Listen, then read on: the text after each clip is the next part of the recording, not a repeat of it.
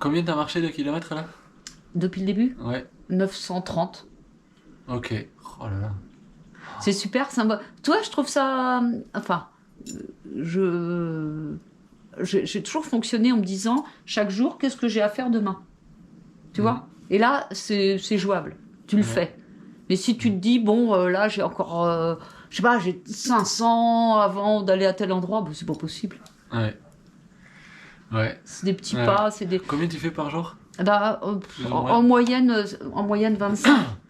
Mais là, c'est la fin, j'ai l'impression. Mais non, demain, normalement... non, demain, c'était une petite étape. Une petite étape, c'est 20. Et après, j'ai 26 et 26. Donc, ça fait 52, 72. Il me reste 72, quoi. Très bien. Ouais. Mais j'ai fait 30. Et ça va du coup certains physiquement? jours. Oui. C'est cool, ouais. Ben oui, j'ai pas eu non plus. Ok. T'as combien de kilos sur le dos? Une petite dizaine. Ouais. Avec Pas quand mal, l'eau... carrément. Bah, je peux Ouais. pas faire plus, hein, parce que on a pas de pente. Hein. Ouais, C'est ce que je t'ai dit. Ouais, Ouais, ouais. C'est trop. Moi, tu vois, je me ménage quand même. Hein. Enfin, je me ménage. Ouais, ouais. Je porte... j'ai essayé de réduire, tu vois, certaines... en gros, t'as pas besoin de grand-chose. Hein. Ouais, Par contre, je veux pas le soir me retrouver hyper craouette et tout. Donc, hop, j'ai ma robe pour le soir.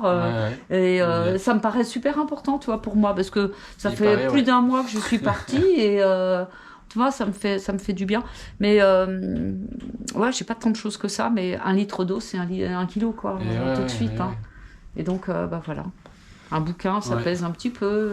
Ouais. Non, je suis très contente parce qu'en fait, se promener à travers la France en étant totalement libre, parce que c'est ça, c'est l'idée de liberté, Ouais. quoi. Ouais. Et ça, c'est une richesse, quoi. Ouais. Et surtout que je ne souffre pas de quoi que ce soit, puisque j'ai des baskets, je marche pas avec des grosses chaussures, hein. Des baskets très légères pour pas avoir mal à mes petits genoux. Enfin bon, mais bon, j'avais bien préparé aussi mes étapes.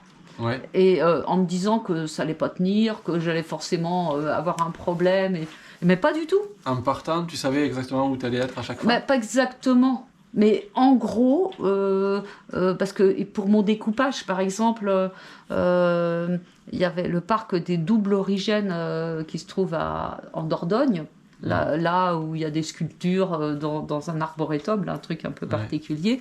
Eux, ils fermaient le 28 ou le 29 août.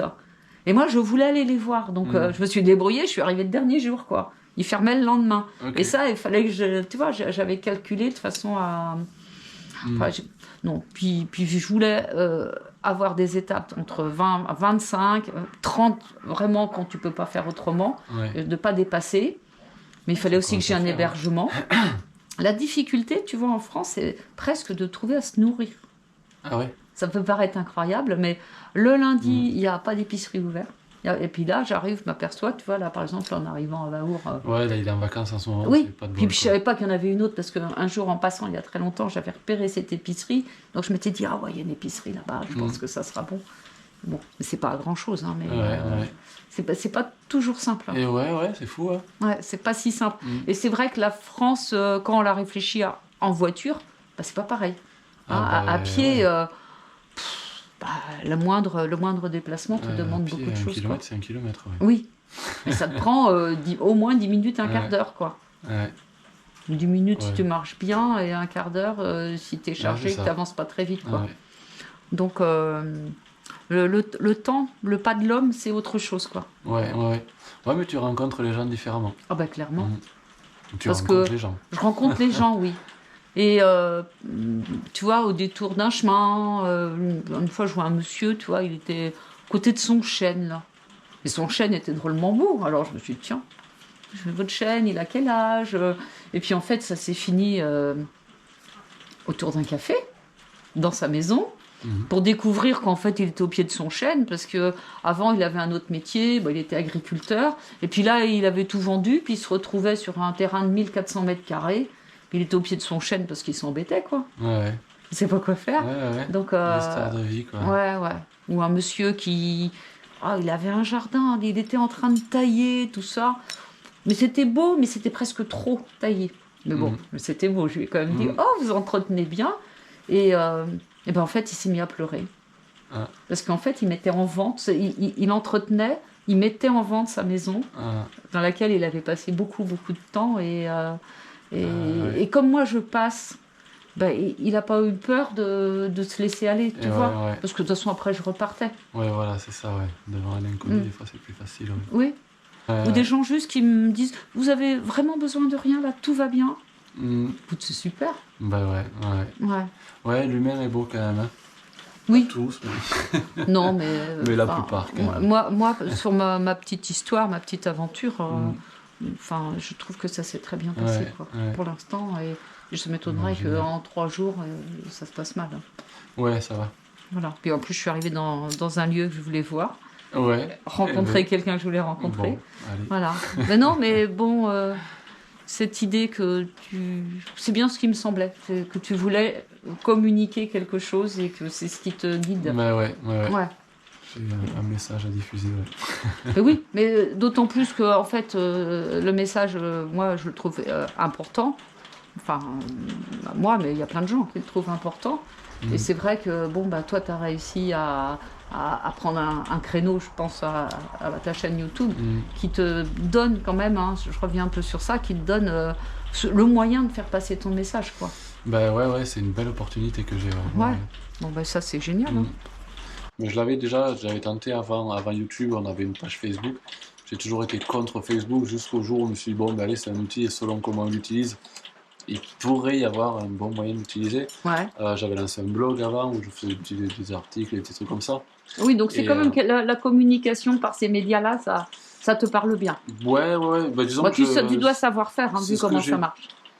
Ouais, on apprend sur le tas et puis on voit bien ce qui marche et ce qui marche donc pas. Le refuge des tortues doit en prendre bonne graine.